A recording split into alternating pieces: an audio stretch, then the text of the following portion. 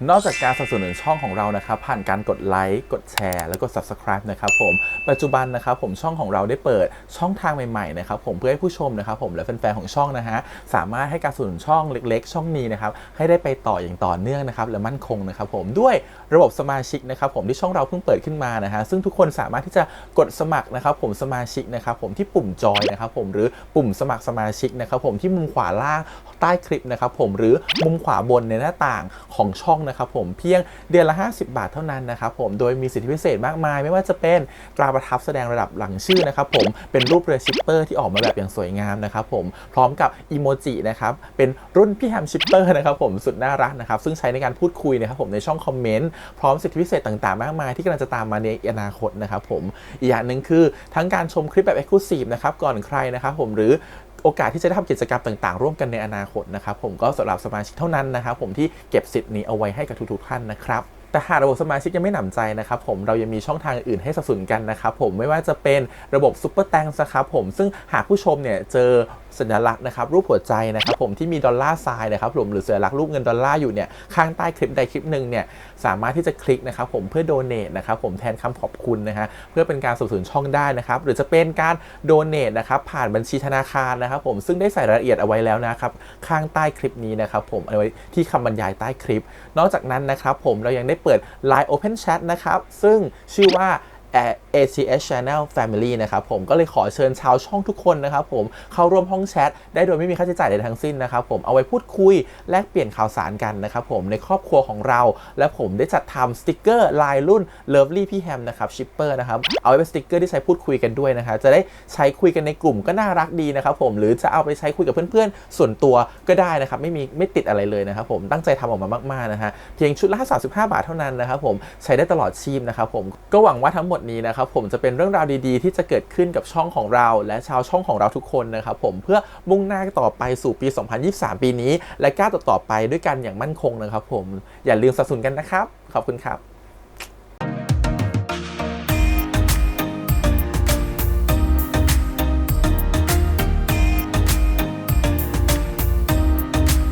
สวัสดีครับยินดีต้อนรับสู่ช่อง ATS Channel นะครับกับพบกับการ reaction นะผมวันนี้กับพี่แฮมนะครับกับการท่านซีรีส์เรื่องใหม่ชื่อเรื่องว่า My Stand In นะครับผมตัวนายตัวแทนนะฮะเรื่องนี้พี่ไม่ได้ react trailer ไปเนาะแต่จริงๆได้ดูตัวอย่างไว้แล้วนะครับผมมันเป็นเรื่องเกี่ยวกับคนคนหนึ่งที่เป็นเหมือนกับ stand in แล้วก็มีความสัมพันธ์กับคนคนหนึ่งพอมีความสัมพันธ์กันเสร็จแล้วปุ๊บดันเหมือนกับว่าสุดท้ายเหมือนโดนหลอกคนที่เป็น stand in เนี่ยเขาก็ไปเป็น stand in แล้วสุดท้ายเขาเสียชีวิตแล้วก็ไปเข้าร่างของคนอีกคนหนึ่งสุดท้ายเนี่ยกลายเป็นว่าความสัมพันธ์มันก็เหมือนต้องกลับมาเจอกันใหม่อีกครั้งหนึ่งนะครับผมแล้วก็คนที่ไปหลอกเขาครั้งแรกเนี่ยรู้สึกว่าเหมือนกับคุ้นๆกับคนนี้จังเลยคนนี้เป็นใครอะไรเงี้ยก็เลยเหมือนพยายามจะตามสืบว่าคนนี้เป็นใครกันแน่มีชื่อคล้ายกันแบบนู้นแบบนี้เนาะจนใจความสัมพันธ์มันก็ไปเรื่อยๆแล้วสุดท้ายไม่รู้ปลายทางจะไปจบที่ตรงไหนอันนี้คือประมาณนี้ฮะเรื่องย่อประมาณนี้ทีนี้แหละเรื่องราวมันจะเกิดขึ้นต่อจากนี้ก็คือ EP ไป12 EP ว่าเรื่องราวจะเป็นยังไงครับโดยเป็นเรื่องราวระหว่างหมิงกับโจนะครับผมโหตอนนี้เห็นคนเกลียดหมิงกันทั่วบ้านทั่วเมืองนะเป็นพระเอกแบบหน้าหยุมหัวเดี๋ยวเรามาดูกันแล้วกันว่าจะเป็นยังไงนะครับผมเพราะว่าได้เห็นแค่คอมเมนต์แต่ไม่รู้ว่าจริงๆเรื่องราวเป็นยังไงเนาะเห็นทุกคนบอกอยากหยุมหัวหมิงอยากหยุมหัวหมิงโอเคส่วนถ้าพี่แฮมเห็นหน้าแบบนี้นะครับจะเห็นประมาณสัก2 EP แหละเพราะว่าเพิ่งไปทำเลเซอร์มานะครับหน้าค่อนข้างจะช้ำอยู่พอสมควรแต่ถ้าพี่แฮมไม่รีแอคเลยและเก็บไว้เดี๋ยวมันจะหลาย EP เกินไปนะครับผมเราจะทยอยทำไปแล้วกันก็ขออภัยแล้วกันถ้าจะสภาพหน้าแบบนี้ตลอด React EP 1 กับ EP 2นะครับผมก็ช่วยทนดูนิดนึงเนาะถ้าดูไม่ไหวก็ดูที่จอ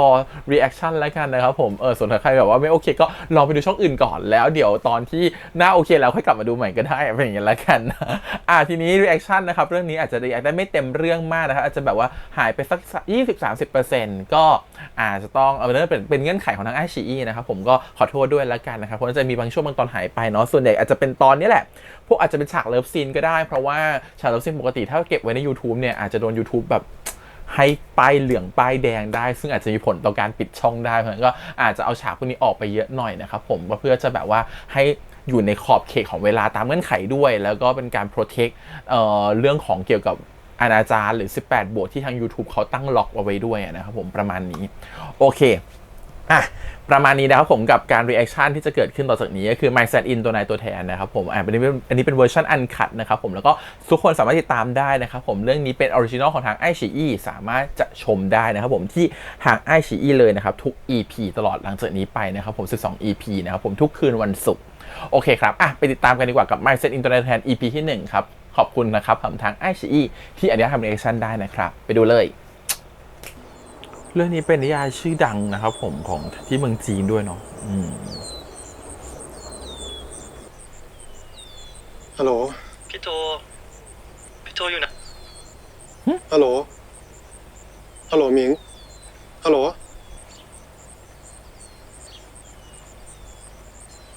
เฮ้ยโจนัดเสร็จพร้อมแล้วโอเคครับพี่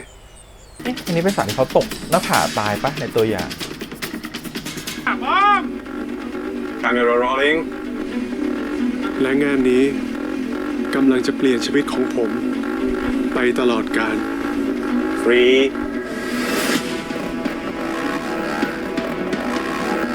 2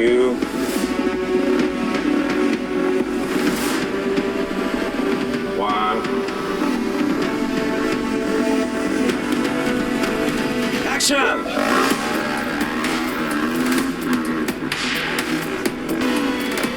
Brief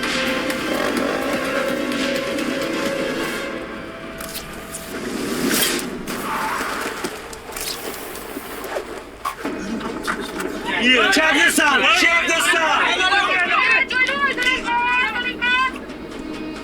สายคาดนี่แหละครับชีวิตผมทุกครั้งที่ใกล้จะพ้นจากความมืดมิดก็ต้องมีบางอย่างฉุดผมลงมาแต่นี่ก็คงจะเป็นครั้งสุดท้ายที่ผมจะพยายามแล้ว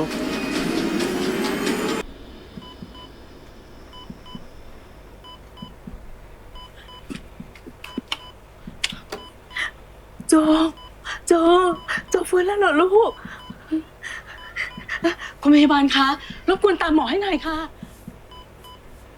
โจถ้าดูจากตัวอย่างมันเป็นคนละโจกันอีกนะลูกนะคุณป้าเป็นใครล่ะครับคนละโจกันจริงด้วยโจจำแม่ไม่ได้เหรอลูกนี่แม่ไงแม่ผมเสียไปตั้งนานแล้วนะครับคุณป้าน่าจะเข้าใจอะไรผิดนะครับแม่ใจเย็นนะครับพอดีคนไข้เนี่ยนอนหลับไป2 ปีช่วงแรกๆอาจจะมีอาการสับสนนิดหน่อยช่วงนี้ก็ต้องให้เวลาเขาปรับตัวนะครับผมไม่ได้สับสนนะครับผมว่าพวกคุณน่าจะเข้าใจอะไรผิดกันนะครับเดี๋ยวทางโรงพยาบาลเราจะตรวจเช็คร่างกายให้อีกทีหนึ่งช่วงนี้พักผ่อนเยอะๆนะครับเดี๋ยวคุณแม่ไปให้ข้อมูลของคนไข้กับที่ห้องผมหน่อยนะครับอ๋อค่ะโจเดี๋ยวแม่มานะลูกนะ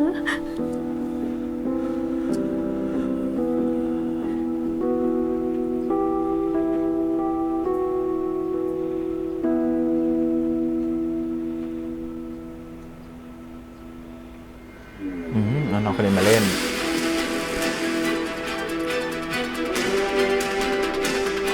พวกเขาไม่ได้เข้าใจผิดผมนั่งหากที่มาอยู่ในร่างใครกันแน่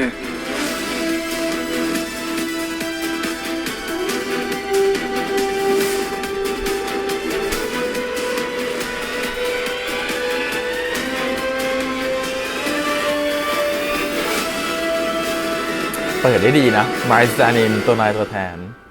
ก็คือเขาก็จะใช้ภูมิหน้าตาของภูมิเป็นตัวเล่าเรื่องไปเลยเนาะไม่ต้องให้เห็นแบบว่าหน้าเป็นคนอื่นอะไรเงี้ยแต่เราต้องรู้เองว่าเป็นคนอื่นถูกไหมทุกอย่างปกติดีขึ้นนะคะส่วนเรื่องความจำคุณหมอบอกว่าอาการจะเริ่มค่อยๆดีขึ้นค่ะแค่ดิฉันได้ลูกกลับมาก็ดีใจแล้วค่ะค่ะดีใจด้วยนะคะขอบคุณนะคะจะได้กลับบ้านแล้วอย่างนี้เดี๋ยวตารางยาก็ต้องทำไปค่ะก็ทานตามขอโทษนะครับแต่ลูกป้าไม่อยู่แล้วอ่ะสงสัยจะชื่อโจเหมือนกันเขาก็เลยเอาไปผิดคนเดี๋ยวนะหรือว่าลูกป้าจะสลับไปอยู่ในร่างของเรา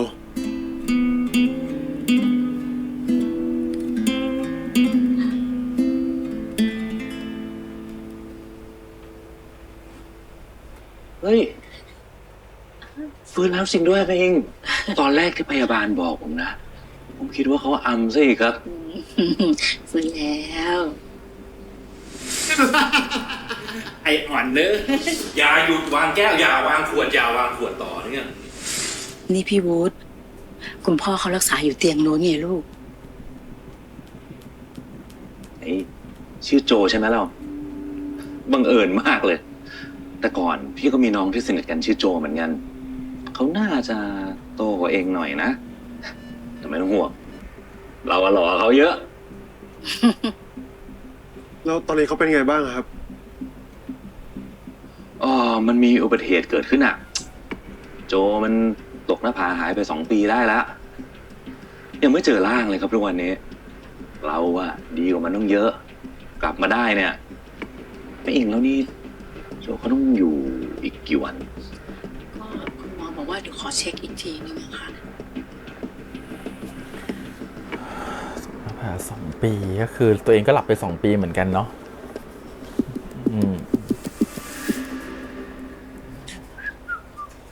อ้าวเอง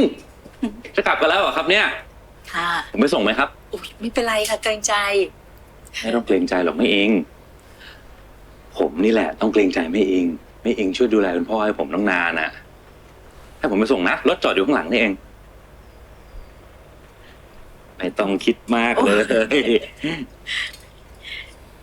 ทำไมลูกจำเขาได้เหรอ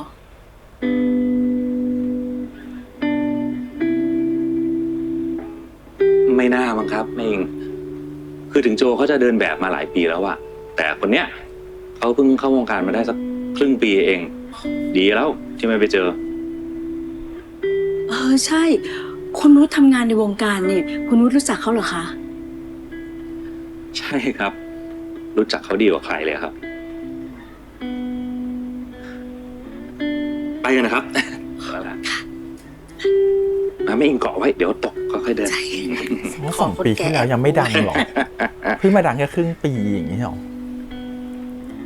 เดี๋ยวคุณวุฒิต้องพาเข้าวงการอีกรอบป่ะเนี่ย เชิญนะคะ ขอบคุณครับ โจลูก เดี๋ยวของผมวางไว้ตรงนี้นะแม่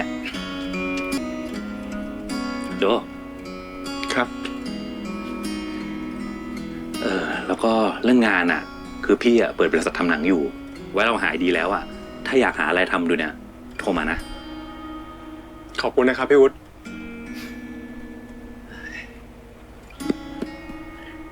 ไม่รู้ทำไมวะเองทำให้พี่นึกถึงไอ้โจ ก็เขาคือไอ้โจไงพี่ ช่างมันเถอะช่างมันเถอะไปละ เจอกันนะครับ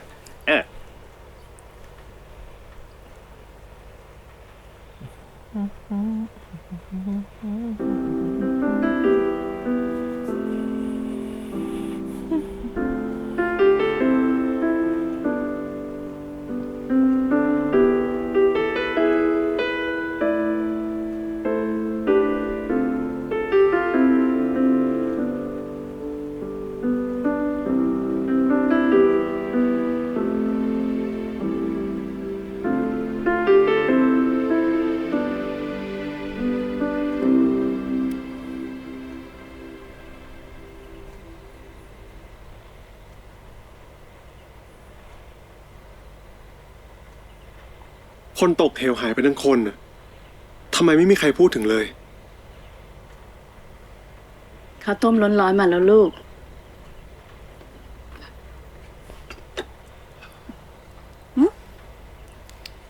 ขอบคุณนะครับ แล้วแม่ไม่ไปพักผ่อนเหรอครับ ไม่เป็นไรหรอก โจเพิ่งหายกลับมา ต้องพักผ่อนเยอะๆนะลูกแม่ทำข้าวต้มมาร้อนๆเดี๋ยวแม่ป้อนดีกว่านะ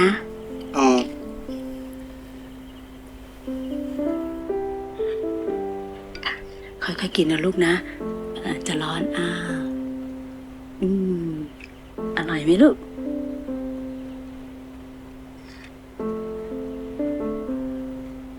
คนนอนไป2 ปีปกติมันต้องกายภาพอะนะ เพราะว่าแบบร่างกาย เดี๋ย มั วน แบบ โจกินเองดีกว่า กล้ามเนื้อไม่ทำงานมา2 ปีอะไม่ฟื้นเลยอะ คือไม่สามารถจะแบบลุกขึ้นมาได้แบบร่างกายสภาพเดิมแน่นอน โจ แม่ไม่อยากให้โจรีบหางานทำนะแม่อยากให้โจหายดีก่อน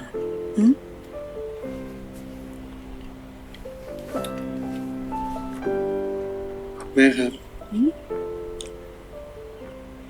2 ปีที่ผ่านมาแม่หมดเงินไปกับโจเยอะเลยใช่ไหมครับ เมื่อก่อนนะ เราเคยอยู่ที่มันดีกว่านี้นะ แต่พอแม่เกษียณก็มีเงินเก็บอยู่บ้าง ถ้าแลกกับการที่แม่ได้โจกลับมาเนี่ย แม่ว่ามันคุ้มแล้วนะลูก แม่ไม่ต้องการอะไรอีกแล้ว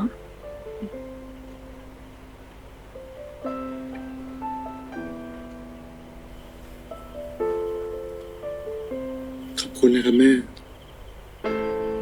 ที่ทำให้โจกลับมาต่อไปนี้ให้โจดูแลแม่เองนะครับ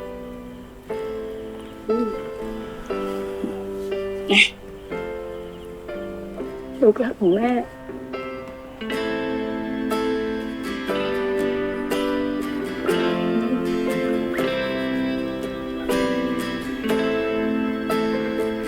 ได้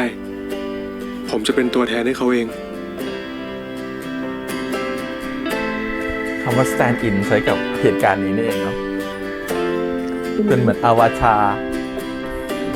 บริษัทพี่มันก็เป็นบริษัทเล็กๆแหละนะ แต่ว่าก็มีทุกอย่างครบวงจร สตูดิโอ ทีมโปรดักชัน ทีมโพสต์ มีหมดเว้ย และทีเด็ดนะ เรามีทีมสตันท์เป็นของตัวเอง เพราะว่าที่เนี่ยเน้นทำหนังแอคชั่นเป็นหลักแหละ คือสายตาดูไม่ค่อยน่าเชื่อถือ แต่ขอโทษนะ เห็นพี่อย่างเงี้ย พี่ก็เป็นสตันท์เก่านะครับ เอาไป สวัสดีครับ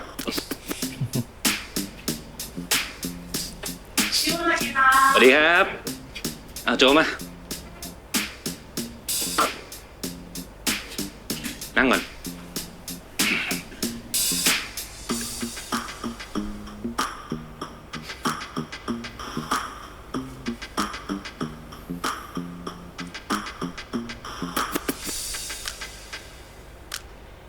อ๋อ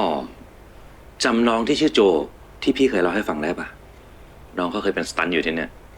มือดีที่สุดที่เราเคยมีมาเลยนะเว้ย เป็นถึงสแตนด์อินให้ตรงติ่มกัน รู้จักปะเนี่ย รู้จักสิครับ พี่ตรงซุปตาสายบู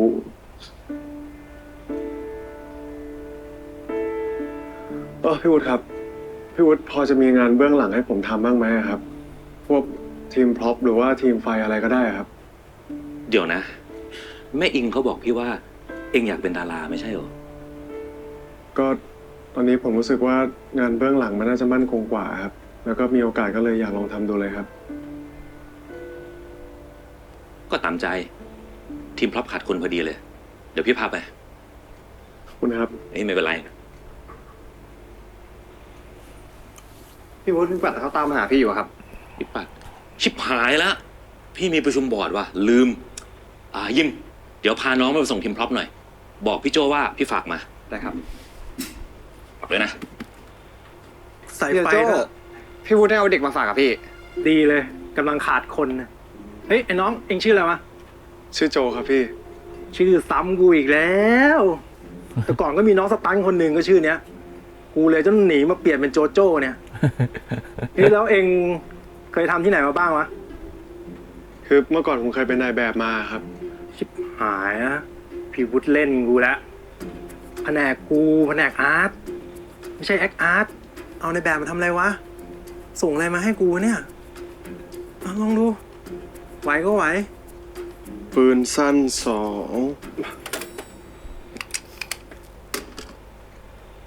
ปืนยาว1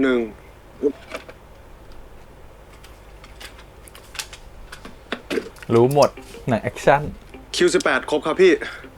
แน่ใจนะว่าเองไม่เคยทำงานเบื้องหลังมาก่อน อ๋อ ผมเคยไปช่วยเพื่อนทำมาอยู่บ้างอะครับ ดี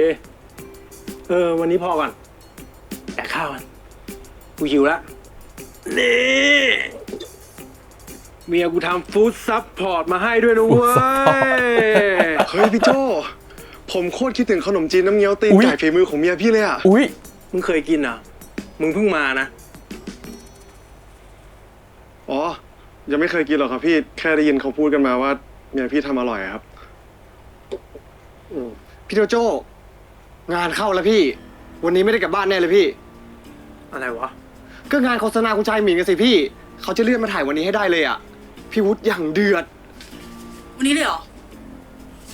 จริงปะเนี่ย นี่ชอบพี่หมิงมากเลย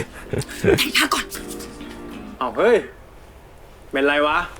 หน้าซีดเลย เมื่อกี้ยังดีๆอยู่เลย พอดีผมมึนหัวนิดหน่อยอะครับ วันนี้ผมขอตัวกลับก่อนได้ไหมพี่โจ มึงไม่สบายอยู่นี่หว่าเพิ่งหาย กลับไปพักก่อนไปเนี่ยทางนี้พวกพี่ลุยเอง ขอโทษด้วยนะครับ เดี๋ยวครั้งหน้าผมจะชดเชยให้นะครับ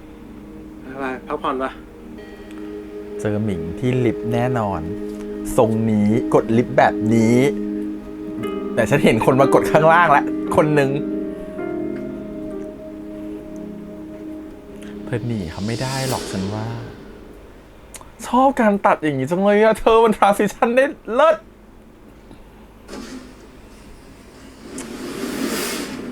เป๊ะ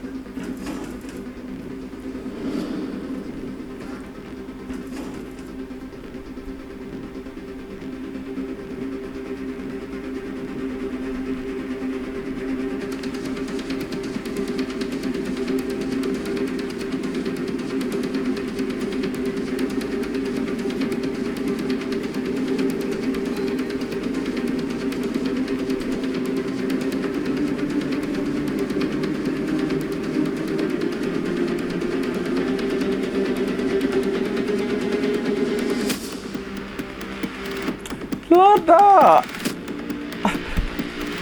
ชอบการทรานซิชันมากอ่ะแล้วคือเป็นทรานซิชันที่อัพไม่ขยับหน้า เธอคือแบบ เฮ้ย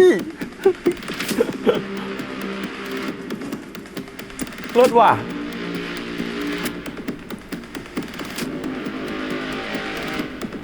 เปลี่ยนฉากได้แบบเนียนมากอ่ะ ชอบ เดี๋ยว ความรู้สึกนี้ช่างเหมือนกับเหตุการณ์วันนั้น ฉันอยากรู้เรื่อง เมื่ อ อ ดีต 3 ปี แล้ว ก่อน ฉันอยากรู้เรื่องอดีตแล้ว ที่ผมเจอกับเขาครั้งแรก ช่วยเล่าย้อนให้ดูหน่อย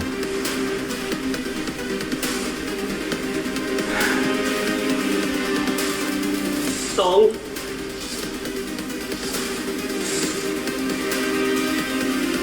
เราเคยเจอกันมาก่อนหรือเปล่า ว่าคนจำคนผิดแล้วครับ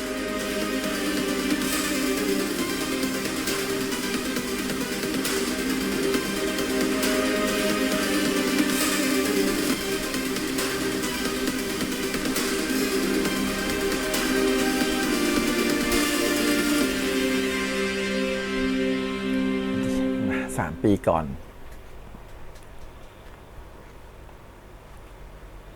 พี่โจเลิกแดกได้ละไม่งั้นก็ไปแต่งเองเลย เอ้า ก็แต่งช้าขนาดนี้พี่ก็หิวจะตายอยู่แล้วเนี่ย ก็หนังหน้าพี่มันคนละเบอร์กับพี่ตรง ต้องใช้เวลาปะ มันตีละ เสร็จละ thank you ถ้าตัดหัวพี่ออกอะดูยังไงกับพี่ตรง ยิ่งถ้ามองจากข้างหลังนะ เวอร์ยิม ใครมันจะไปเหมือนกันได้ขนาดนั้นวะ ตรง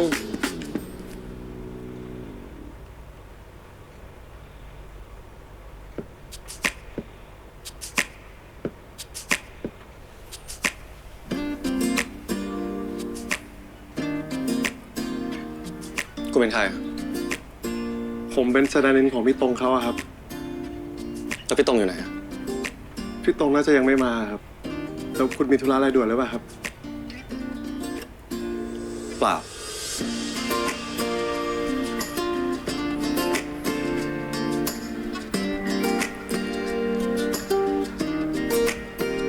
ใครอะพี่ ไม่รู้ว่ะ น่าจะแฟนคลับพี่ตรงเขามั้ง ใช่เปล่า ยังไงเนี่ย ตอนนี้ไม่เข้าวงการไงถูกไหม3 ปีที่แล้ว พ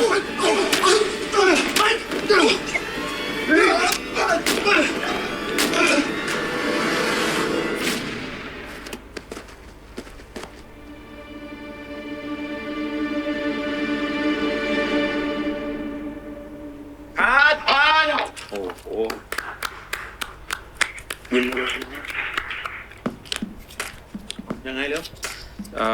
เดี๋ยวนะพี่นะ จริงๆเรายกซีนมาถ่ายเกือบหมดแล้วพี่ เหลือแค่ซีนพี่ตรงเขาอะ แล้วพี่ตรงเนี่ยเมื่อไหร่ท่านเขาจะเสด็จมาล่ะครับแหละ ผมก็นัดเร็วตลอดแล้วก็ติดนู่นติดนี่ สวัสดีครับทุกคน สวัสดีครับ สวัสดีครับ สวัสดีครับ ขอโทษดีนะครับที่มาสายพอดีว่าผมไปรับฟู้ดซัพพอร์ตมาครับ เต็มที่เลยนะครับ ถ้าเกิดว่าไม่อิ่มยังไงเนี่ย มีฟู้ดทักอยู่ข้างหน้าอีก2 คันครับ เอ้าโจ เป็นไงบ้างวะ ถ่ายไปกี่ซีนแล้ววะ เพิ่งหมดโลแรกไปครับ เพิ่งหมดโลแรกเหรอวะอย่างนี้ก็ต้องรอจัดเซตใหม่กันดิอย่างนี้กูมาช้ากว่านี้สักครึ่งชั่วโมงเลยวะ ขอบคุณมากนะเว้ย ขอบคุณมาก ขอบคุณมาก หมิง นี่กลับมาตั้งแต่เมื่อไหร่เนี่ย ผมเพิ่งลงเครื่องเมื่อเช้าเลยอ่ะ ผมเรียนจบแล้วนะพี่ ว่าจะกลับมาหาอะไรทำหน่อย พี่นึกว่าเราจะอยู่ยาวเลยซะอีก ถ้าที่นั่นดีจริงอ่ะ พี่ก็ต้องแวะมาหาผมบ้างแล้วปะ ขี้อ้อนอยู่นะเราเนี่ย หมิงก็รู้ว่างานพี่ยุ่งขนาดไหน แต่พี่ก็ฝากของไปทางเมลแล้วนะ อันนั้นไม่นับสิพี่ เอางี้ คืนนี้พี่ไปเลี้ยงข้าวผมเป็นการถ่ายโทษเลย โอ้หมิง วันเนี้ยพี่มีถ่ายทั้งวันเลยอ่ะ คงต้องถ่ายยาวๆไปถึงค่ำเลย เอาเป็นครั้งหน้านะ อัพเล่นตัวน้อยเก่งมาก แต่เดี๋ยวอัพต้องเล่นเป็นตัวอะไรเนี่ย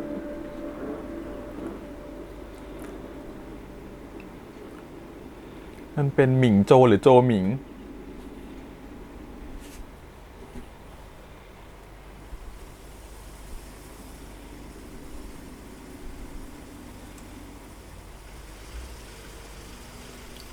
จะไปไหนอ่ะ เดี๋ยวพี่ไปส่ง ไม่เป็นไรครับ ขึ้นมาเถอะนะฝนมันจะตกแล้วด้วย เวลานี้ก็หารถยากอีก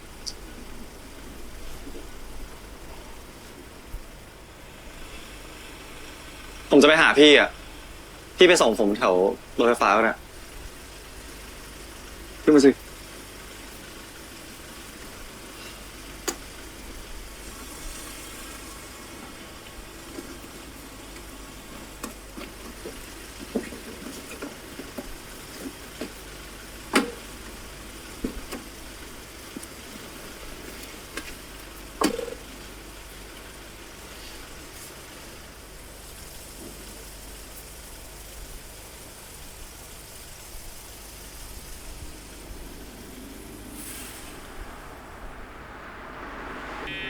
ฟังเพลงอะไรไหม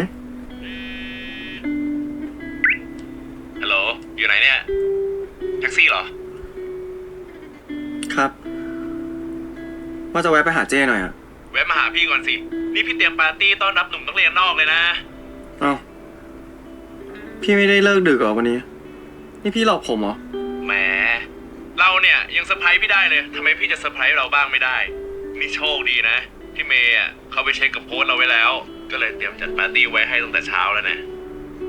นี่ มาให้ไวเลยนะ นี่เจนเตรียมหมูหมัก ทำไมอ่ะ ไม่ชอบการเซอร์ไพรส์ ผมเปลี่ยนใจแล้วพี่พาผมไปที่ไหนก็ได้ แล้วเราอยากไปที่ไหนอ่ะ ก็บอกว่าไปไหนก็ได้ไง ถ้าอย่างนั้นเลยแยกนี้ไปขวามือน่าจะมีร้านอาหารอยู่นะ ถ้าพี่คิดไม่ออกอ่ะ ในห้องพี่ก็ได้เหรอ ก็ไปบ้านพี่ก็ได้นี่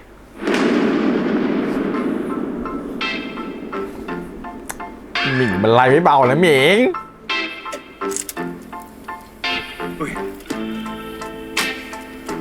พูดด้วยเสียงแบบนั้นด้วยนะ มันไล่ไม่เบา เป็นเรานี่รู้เลย อ๋อ มันมีอ g e n d a อื่น มันมี อ g e n d a อื่น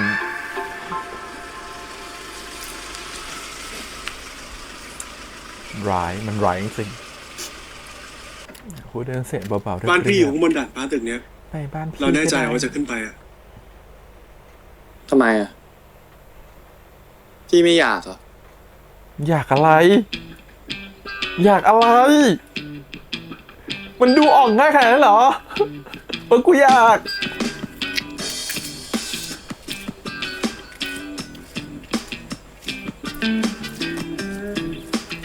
เร็วเวอร์อีกแล้วเร็วเวอร์อีกแล้ว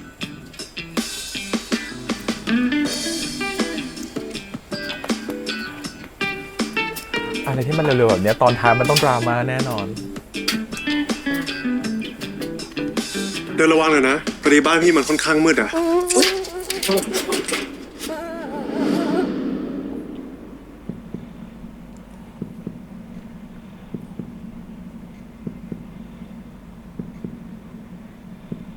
พี่ไม่อยากเลยพี่อยากมันดูออกด้วยว่ะว่ะเสน่ห์มันแรงมันดูกันออกด้วยว่ามันอยากโอ้โห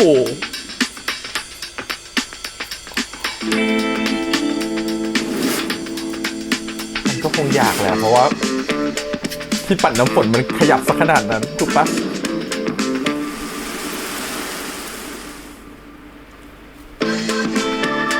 ไม่มีถุงยางวะ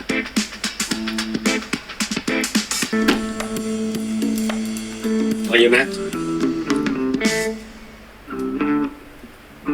ทำไมอ่ะ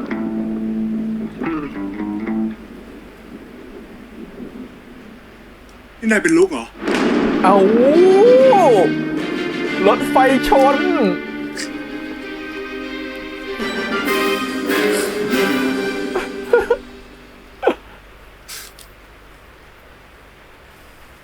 ลุกคู่พี่เขาก็นึกว่าอยู่เป็นหลัง เฮ้ยเดี๋ยวก่อนนี่รอให้ฝนหยุดก่อนแล้วค่อยกลับก็ได้ ข้างนอกฝนตกเลย จะดีเหรอ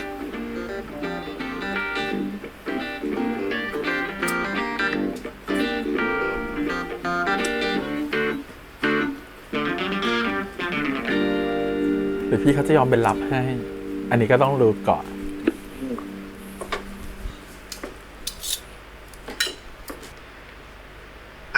ไม่รู้ว่าจะพอกินได้หรือเปล่านะ เพราะว่าในตู้มันมีแค่นี้เองอะ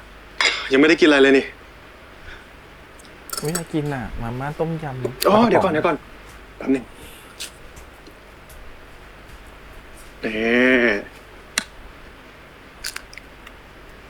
สูตรพี่เองอะ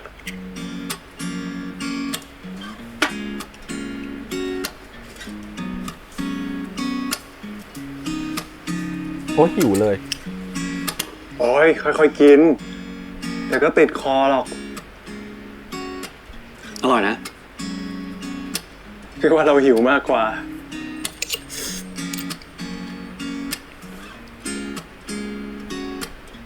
พี่ไม่กินอ่ะ เอาเลย พี่เห็นเรากินไปก็อิ่มแล้ว พูดเก่งแบบเนี้ยแต่ว่ามีคนมากินด้วยบ่อยอ่ะดิ มีก็ดีดิ นี่พี่กินคนเดียวมาหลายปีแล้วเนี่ย เราพกทำไมอ่ะถุงยางอะ มันก็ต้องมีเผื่อไว้บ้าง แล้วดู นานๆทีนะพี่จะได้ใช้ ดันมีคนมาแย่งพี่ใช้อีก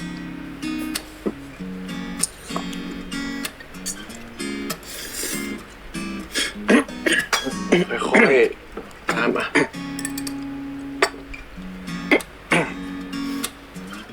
กินเยอะๆนะ อุตส่าห์ขึ้นมาทั้งทีอ่ะ ไม่ได้เอาได้อิ่มก็ยังดี ฉันชอบ ไม่ได้เอาอิ่มก็ยังดี เลิศ พี่โจ หืม คืนนี้ผมขอค้างที่นี่ได้ปะ เธอชอบเขาจริงปะเนี่ยหรือว่าเธอแค่ทำให้พี่ตรงหึงอะไรอย่างงี้ป่ะ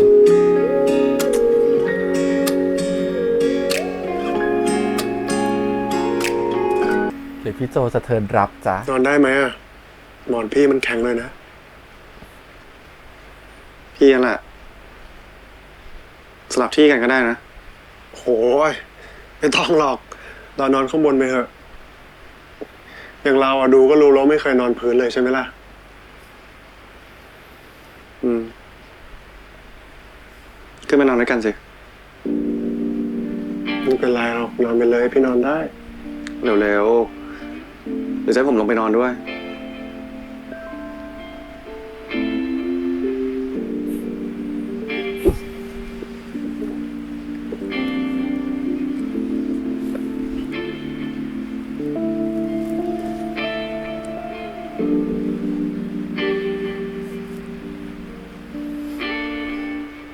เอาจริงพี่ยังไม่รู้จักชื่อเราเลยนะ หมิง แล้ว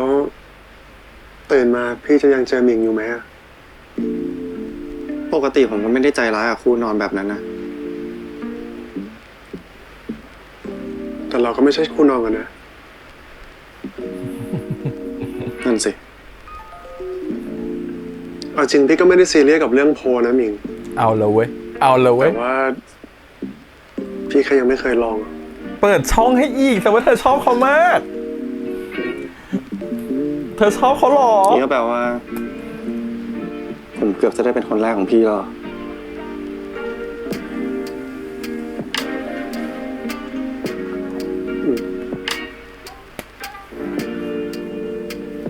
กูว่าได้นะได้นะฉันว่า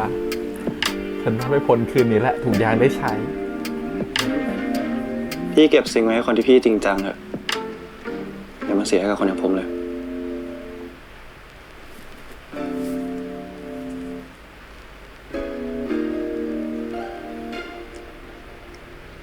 แล้วหมิงไม่มีคนที่จริงจังด้วยบ้างเหรอ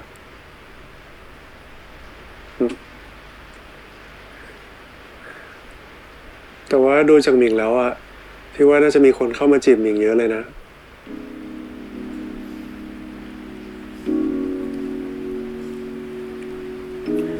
ผมง่วงแล้ว นอนก่อนนะ แล้วยูไปชอบพี่ตรงสมมติยูก็ยอมพร้อมจะเป็นรับให้พี่ตรงเหมือนกันเหรอ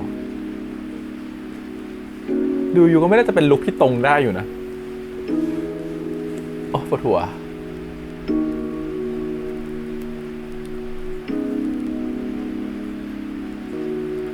โอ้ยฉันสงสารลูกฉันจะทำให้เธอเป็นลูกกันนะโจเธอรักเขาอะลูกเธอชอบเขาตั้งแต่แรกเห็นแล้วเนี่ย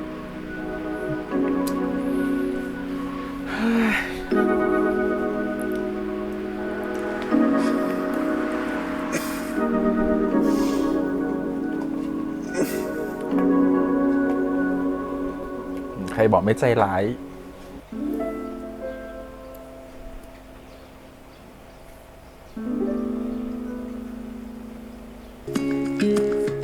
ถ้าไม่ใช่เพราะกลิ่นน้ำหอมของหมิงที่ติดตัวผม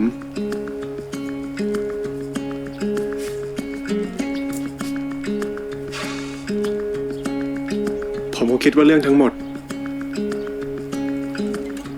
เป็นแค่ความฝัน คุณชายหมิงเลยก็ว่าได้ ว่าอย่างนั้นล่ะพี่เดือน ผมอยากพักแล้วอะพี่เดือนไปพักเถอะ ค่ะงั้นถ้าคุณหมิงมีอะไรเรียกใช้พี่ได้ตลอดนะคะ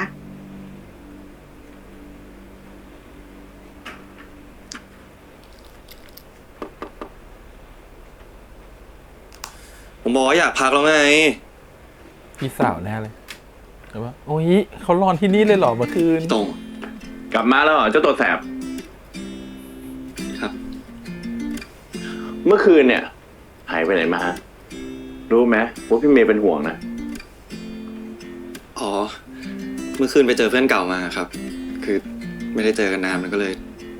หม่อมเล่าสวาบเลยอะ คืนนี้เนี่ย พี่เมย์ไปทำงาน หลังจากถ่ายเสร็จเนี่ย พี่เป็นเจ้ามือเองคราวนี้ห้ามเทนะ ได้ครับ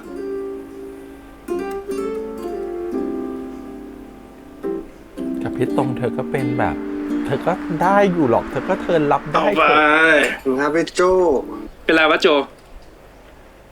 นี่หนมจีนเมียกูเลยนะเว้ย เมียกูต้มตีนทั้งคืนนะเว้ย หอมนะเนี่ยมึงไม่แดกวะ มาเร็วมาเร็วเดี๋ยวหมด เอาเลยพี่ ขอบคุณมากครับ วันนี้ไม่ค่อยหิวอะ เฮียทรงอย่างแซดว่ะอกหักเหรอ ใครวะ น้องเอ็กต้าเบลเบลหวานๆคนนั้นปะ โห พี่แม่งไม่รู้สเปคพี่โจเขาเลย ยังไงวะสเปคมันต้องยังไงวะ อย่างนี้ไง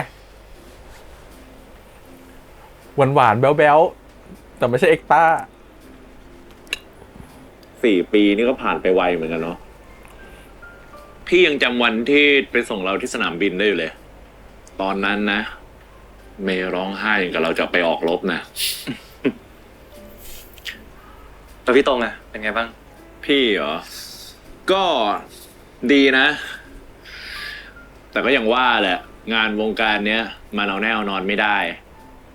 พี่ว่าจะหนีไปทำอย่างอื่นแล้ว ผมก็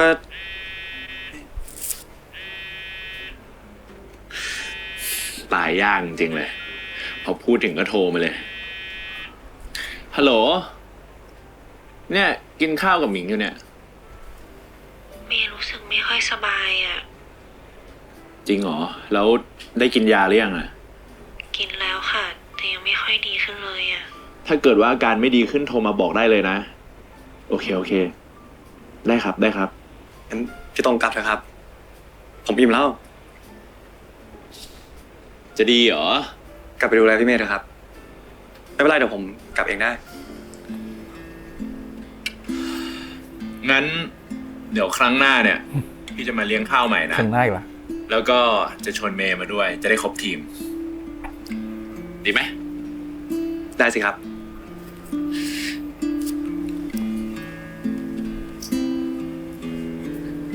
เจอกันนะ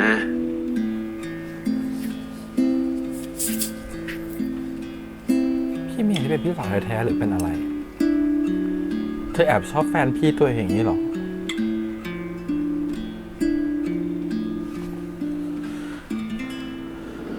เห็นหลังเหมือนกับแผ่นหลังเหมือนกัน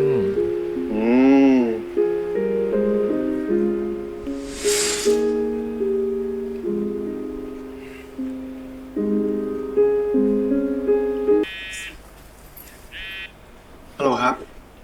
ใช่พี่โซไหม ใช่ครับ นี่ใครอะครับ ผมหมิงนะ พี่ยุ่งอยู่ปะ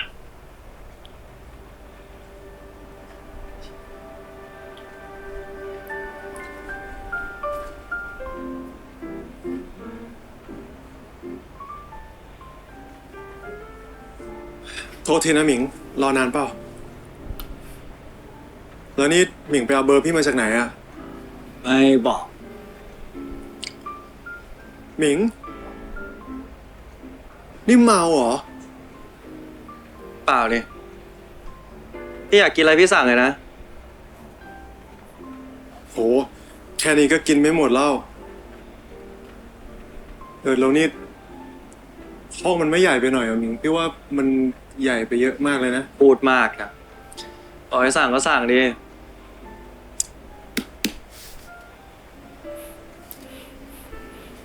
ป่าเลี้ยงเอง เป็นเด็กโฮสต์ซะงั้น พี่นึกว่าหมิงจะลืมพี่ไปแล้วสิ แต่ชอบเขาแล้วเนี่ยประโยคแต่ละประโยค พี่โจ ต่อพี่อะลืมผมยัง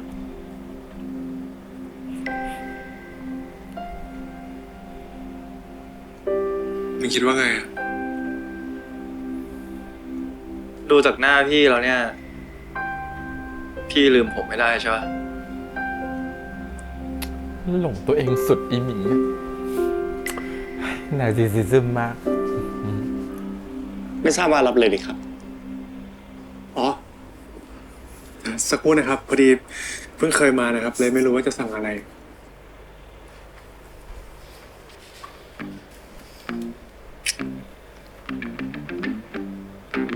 เลยเหรอ เลิกเก่งไงเรา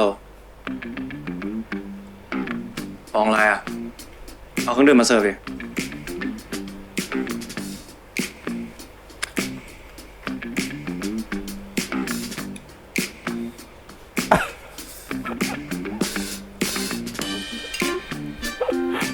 นี่มันเด็กโหดสถานะตอนเนี้ยฟิลลิ่งใช่เลย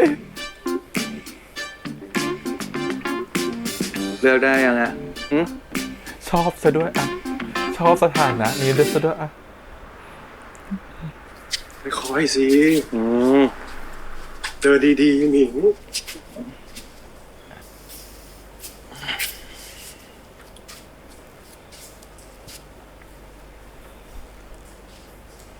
ไปไหน ไปอาบน้ หนูบอกตาไปอาบด้วย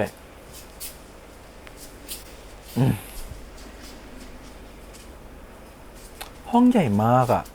ห้องเช่าที่ใหญ่มาก ผมเพื่อนดีกว่าพี่เหรอขอโทษครับ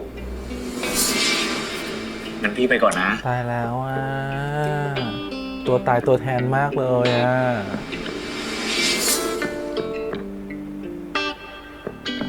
นี่คือเมาใช่ไหมเหลือรู้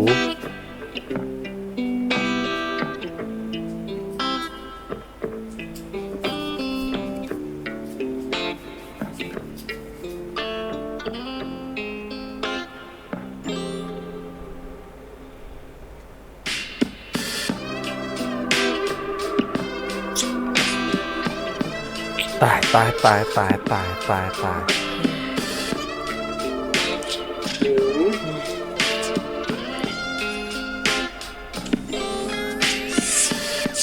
ำหมิง ผมรู้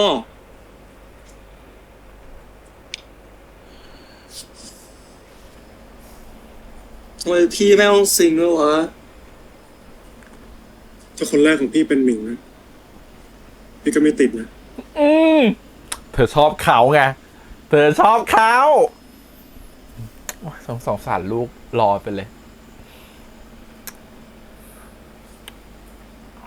อัพเล่นดีทั้งคู่เลยทั้งอัพและภูมิ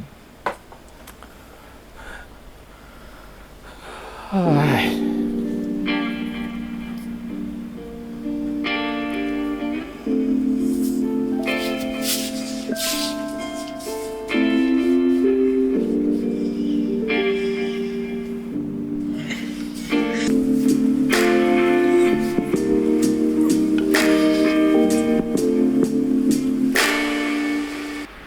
ฟิลลิ่งตัวเล็กขึ้นมาเลยพี่โจ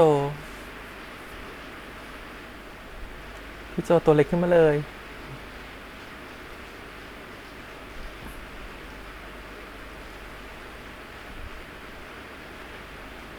ตอนนั้นผมเหมือนอยู่ในความฝัน โดยที่ไม่รู้เลยว่ามันคือฝันร้าย และคนคนนี้ คือคนที่ทำให้ผมต้องตาย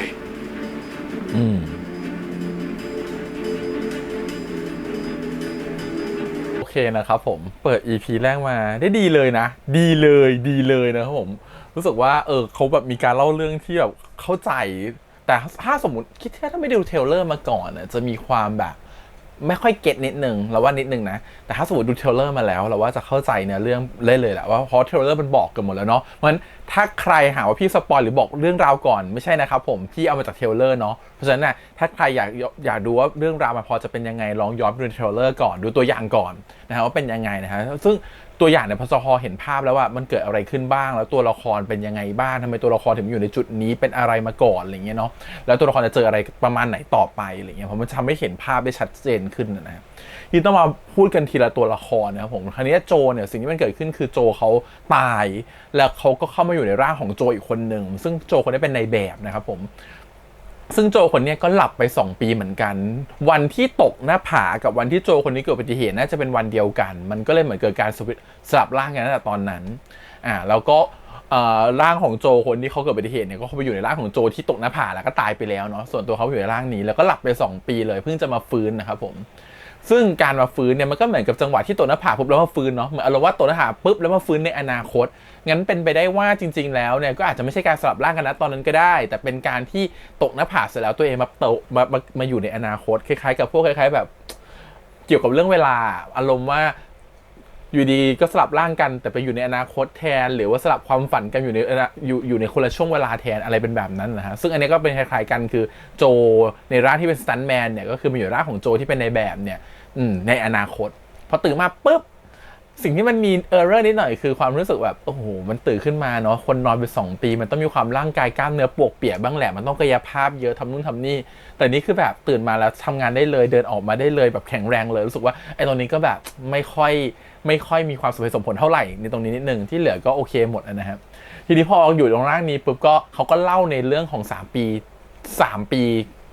หรือปีปัจจุบันก่อนว่าเกิดเรื่องอะไรขึ้น1 เดือนต่อมาอยากจะไปทำงานนะครับผมโตโจก็อยากไปทำงานกับพี่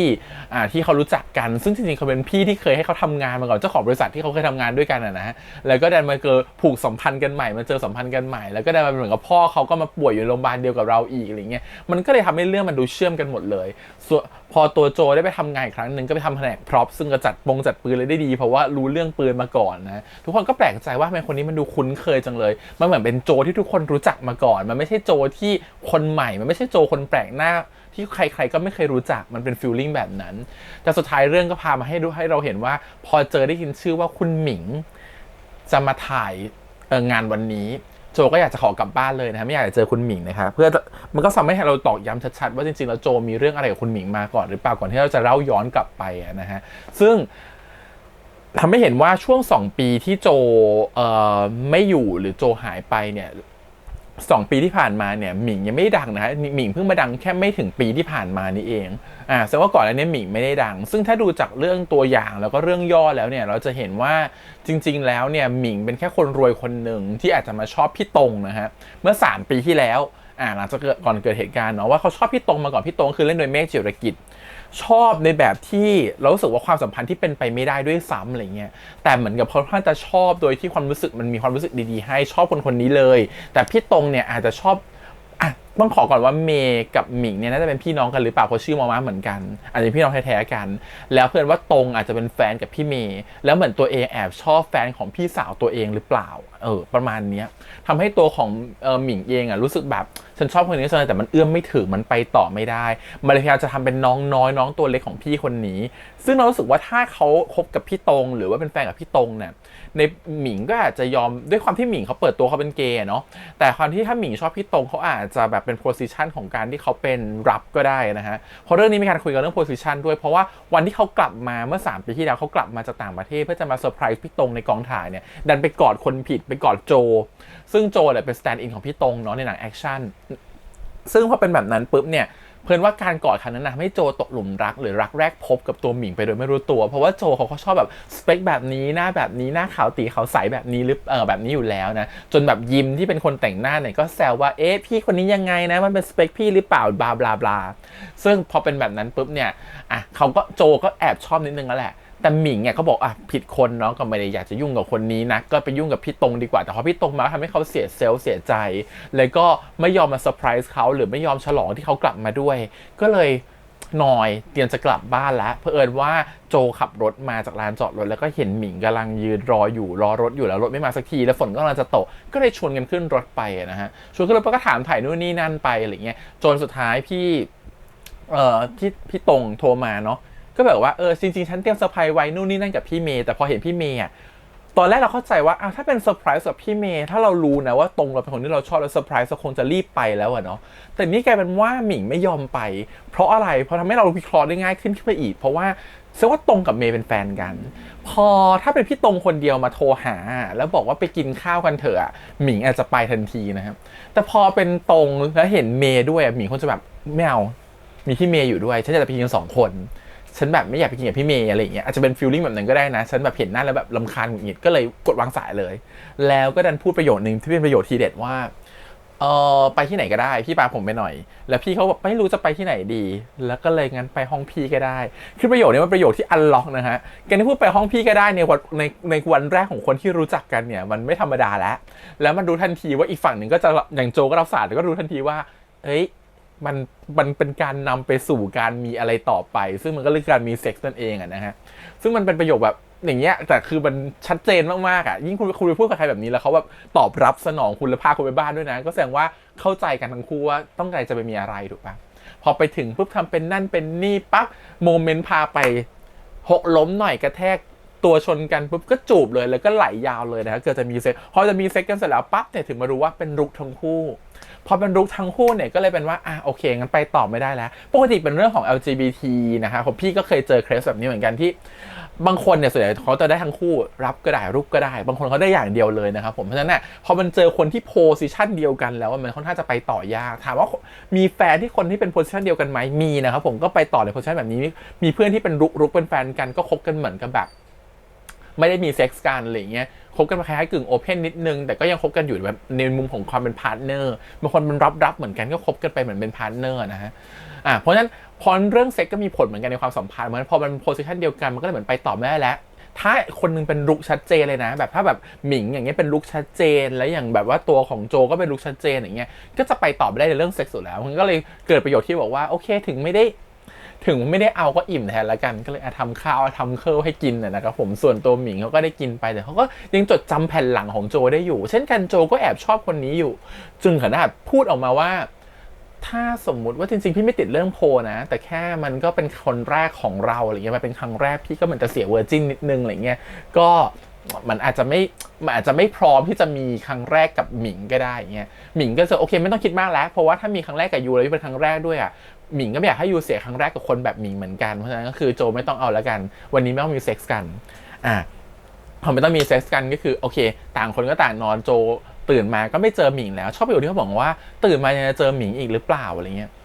ซึ่งหมิงบอกผมไม่ใช่เป็นคนที่เป็นคู่นอนที่ใจร้ายขนาดนั้นโอเคแต่เขาตื่นขึ้นมาเขามาล้างจานให้แหละแล้วเขาก็หายไปเนาะแล้วก็หายไปเลยเหมือนจะไม่ได้เจอกันอีกแล้วซึ่งหลังจากนั้นก็จะเห็นว่าบ้านหมิงรวยมากนะครับผมเป็นแบบคนรวยเลยอย่างเงี้ยมีเป็นแบบลูกคุณหนูเสร็จแล้วพอถึงปุ๊บพี่ตงเขาก็มาเซอร์ไพรส์แต่เช้าเนาะชวนไปกินข้าวว่าเมื่อคืนเธอแอบหนีไปไหนนะนู่นนี่นั่นหมิงก็ใจฟูสิเขาก็มารอเราแบบนี้เนาะไปชวนกันกิน2 คนชวนกิน2 คนปุ๊บก็พูดแต่เรื่องพี่เมย์อย่างนั้นอย่างงู้นอย่างนี้มันก็น่าหงุดหงิดใจเนาะพอจะเข้าเรื่องตัวเองเสร็จแล้วปุ๊บพี่เมย์ก็ยังโทรมาว่าป่วยอีกเมื่อคืนคงเตรียมอาหารเซอร์ไพรส์หนักไปหน่อยก็เลยป่วยอาจจะโดนฝนนิดหน่อยด้วย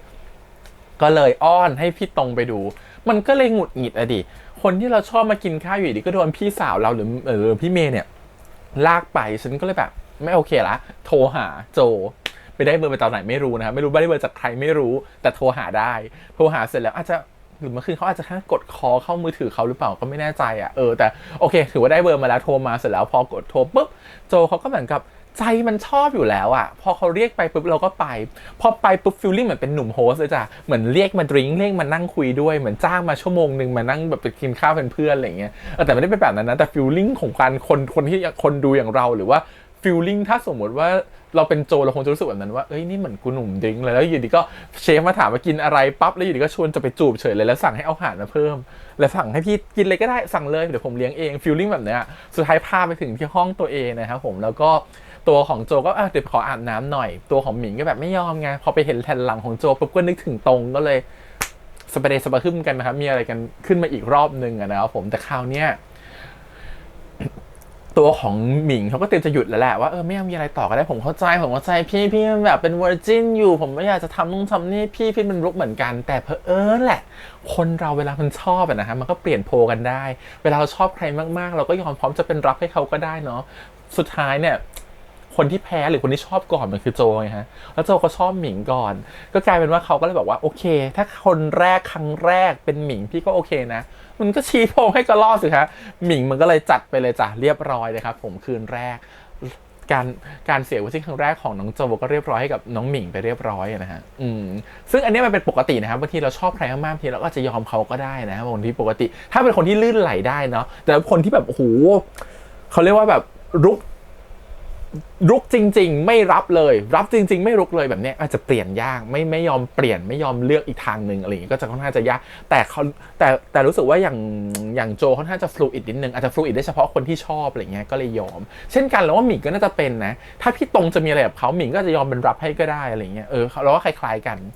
สุดท้ายปุ๊บพอเป็นอย่างนั้นตื่นมาตอนเช้าก็นอนอยู่ในอ้อมอกเขาก่อนที่จะจบตอนไปนะฮะแล้วก็บอกว่าคิดว่าเป็นฝันดีแต่จริงๆมันเป็นฝันร้ายผมก็คงเป็นฝันร้ายแหละเราคิดว่าหมิงเนี่ยเตรียมหยุมหัวมันได้เลยมันคงเป็นคนไม่ดีมากๆถึงขนาดที่ทำให้โจมันต้องเสียใจมากถึงขนาดหลบหน้าในตอนปัจจุบันเห็นปะไม่อยากจะเจอหน้าอีกแล้วอยากจะหลบหน้าไม่อยากเจอมันต้องทำร้ายโจไว้เยอะพอสมควรเหมือนกันนะหมิงเนี่ยไม่พอนะมันถึงแบบในเรื่องย่อนี่คือเหมือนกับว่าไปเป็นสตันท์แมนเพราะว่า เสียใจอกหักจากหมิงมาแล้วตัวเองก็เป็นซันแมนแล้วก็เหมือนกับว่าทำให้แบบถึงเหตุการณ์ตอนที่ตัวเองตกลงมาตายอ่ะในตัวอย่างก็บอกไว้แบบนั้นเหมือนกันแสดงว่ามันน่าจะมีสาเหตุหลายปมสำคัญหลังจากเนี้ยที่จะบอกว่าหมิงมันเลวกับโจมากๆอะไรเงี้ยซึ่งเรายังไม่รักหมิงแน่นอนเราจะไม่รักตัวละครตัวนี้แน่นอนถึงจะเป็นพระเอกแบบพี่อัพเราก็จะไม่ชอบเล่นดีอัพกับภูมิเล่นดีทั้งคู่เลยรู้สึกว่าการสื่อสารอารมณ์เขาดีจนทำให้รู้สึกว่าเราเชื่อไปกับเขาอะไรเงี้ยเชื่อกับความรู้สึกของเขาแต่เราจะไม่หลงเชื่อเธอหรอกด้วยหน้าตาอ้อล้อของเธอว่าเธอจะเป็นคนดีลูกฉันตอนนี้ฉันเทิร์นโพลลูกไปแล้วว่าลูกของฉันคือพี่โจน้องภูมิเป็นลูกฉันหลังจากนี้ฉันเตรียมถ้าทำลูกฉันไม่ดีนะฉันจะจัดการเดี๋ยวดูว่าเป็นยังไงต่อไปนะครับผมแต่ก็สงสารตัวของหมิงนะเพราะว่า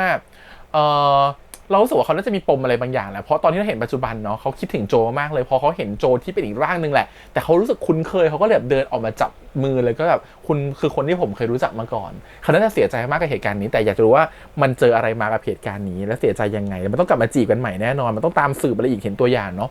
โอเคส่วนตัวของโจเองเนี่ยพอได้มาอยู่ร่างนี้ก็เหมือนมีโอกาสกลับมาใช้ชีวิตอีกครั้งหนึ่งเป็นโอกาสที่2นะเขาก็รู้สึกจะขอบคุณโอกาสนั้นแล้วก็น่าจะยอมหาเงินนู่นนี่นั่นแล้วก็เลี้ยงดูแม่อิงอย่างดีนะครับผมก็รู้สึกว่าเขาก็เป็นคนดีจนพื้นฐานของโจเป็นคนดีมากๆอยู่แล้วอะไรเงี้ยโอเคก็ต้องรอติดตามต่อว่าจะเป็นยังไงต่อนะครับผมว่า EP ที่2เนาะ EP 1ประมาณนี้ที่ต้องเล่าเยอะเพราะว่าอาจจะตัดบางฉากหายไปแล้วอาจจะไม่เสียเรื่องราวได้ก็เลยต้องเล่าให้มันครบถ้วนนิดนึงนะครับผมโอเคยังไม่อยากวิเคราะห์อะไรเยอะแต่ที่แน่ตอนนี้ปักเอาไว้แล้วว่าจะเป็นมัมหมี่ของใครนะครับผมส่วนใครไม่ได้มัมหมี่เตรียมโดนด่าได้เลยนะครับผมแล้วอีกอย่างหนึ่งคือว่าก็เรื่องราวมันพอจะเดาได้แหละว่ามันเกิดเหตุประมาณไหนขึ้นเพราะฉะนั้นไม่ต้องพูดเยอะรอดีกว่าว่าเรื่องที่หมิงจะทำกับโจคืออะไรและความรักของทั้งคู่ตอนที่มันหวานมากๆมันเป็นยังไงแล้วสุดท้ายเราจะได้เห็นตอนโจเอาคืนหมิงหรือเปล่าในวันที่หมิงมันต้องตามวิ่งหาโจแทนรอดูแล้วกันว่าเป็นยังไงต่อไปวันนี้ประมาณนี้นะครับขอบคุณอีกครั้งฝากกดไลค์กดแชร์กด subscribe เดี๋ยวเสียงทาง YouTube Instagram Twitter แล้วก็ Facebook วันนี้พี่แฮมไปก่อนนะครับขอโทษอีกครั้งที่วันนี้หน้าช้ำๆไปหน่อยเนาะเพราะว่าเพิ่งไปเลเซอร์มาเนาะถ้าใครแบบว่าทำให้แบบดูแล้วหงุดหงิดเนาะเห็นหน้าพี่ช้ำๆก็ขอโทษด้วยละกันโอเคครับติดตามต่อ EP หน้าวันนี้พี่แฮมไปก่อนนะครับบ๊ายบาย